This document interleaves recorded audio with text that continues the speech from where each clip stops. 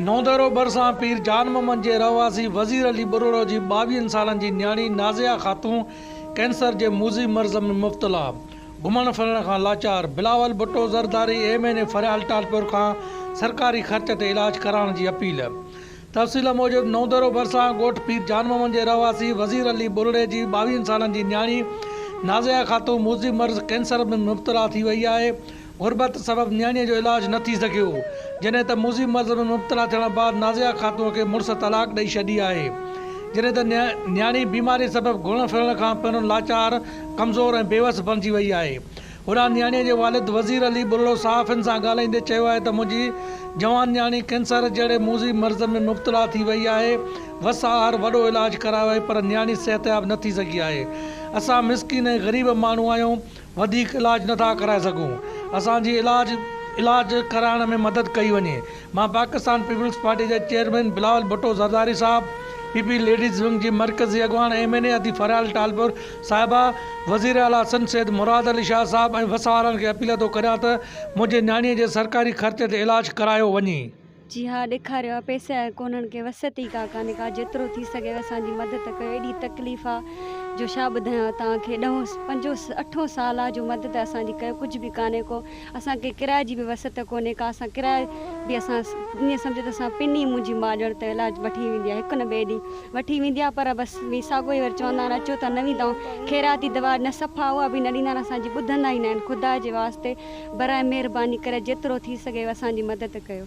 असांजी मदद कयो। असां वंट बि बिलाल साहब खे ॾींदा आहियूं। बिलाल साहब खे 8-9 साल बीमारी खे थियो आहे। अदी फराल मुंहिंजी मदद करे, जेतिरो थी सघेसि मुंहिंजी मदद करे। बिलाल साहब इलाज जे फिटी करे हाणे मुंहिंजी खे वसत का कान्हे त मां इलाज 2-3 साल थिया आहिनि घणा अड़िया उधीअ वञे वेंदा हुआसीं कड़ वञी था सघूं, पर हाणे त वरी हाणे सभु किरायो बि चए तेरी वसत बि न, दवाऊं बि बंदि करे छॾियूं अथऊं। लीलाल अस्पताल में वेंदा आहियूं। हा बा लाड़काणे हाणे मदद कनि असां सदको वञा ग़रीबनि मिसकीननि जी असां वोट बि ॾींदा आहियूं। असांजा अबो अमर असां बिलाल साहब खे, बेनज़ीर खे, इन्हनि खे वोट ॾींदा आहियूं। फरांस खे असां ॿियनि खे न ॾींदा आहियूं। जेको कुझु हूंदा आहिनि उन्हनि ॾे भॼींदा आहियूं। इहो मुंहिंजो नंढड़े खां वठी पुटु उन्हनि जे हिन में आहे, मारींदोसि को बि न पाल्टी न छॾियईं। उन अलाह जे वास्ते मदद कनि मुंहिंजी। हा मुंहिंजो हाल होॾे ॾिस न, घर बि वञो एतिरो मुंहिंजी असांजे घर वसत बि न आहे। असांजी बि हाणे बीमार आहे, पछाड़ी ॿिया मगज़ नथो कमु करे। इहा मुंहिंजे ॻोठ सॼे खे ख़बर थी तरखे त को हिननि सां इहा आहे जा न आहे। जा बिलहोर आज़ाद ॾिगारीअ ॾे हे पुटु मुंहिंजो डुकंदो आहे, मां कंहिं ॾे न वई आहियां। उन्हनि खे वसियो आहे हो जेको हूंदो हो नारे जो वीचारो गुज़ारियो उन्हनि ॾे। घणनि खे चयो आहे मिठा पुट असांजी कंहिं मदद न कई आहे। अलाह ख़ुशि रखंदुनि। बीमारी आहे, घणे अरसे खां वठी बीमार पई आहे वीचारी।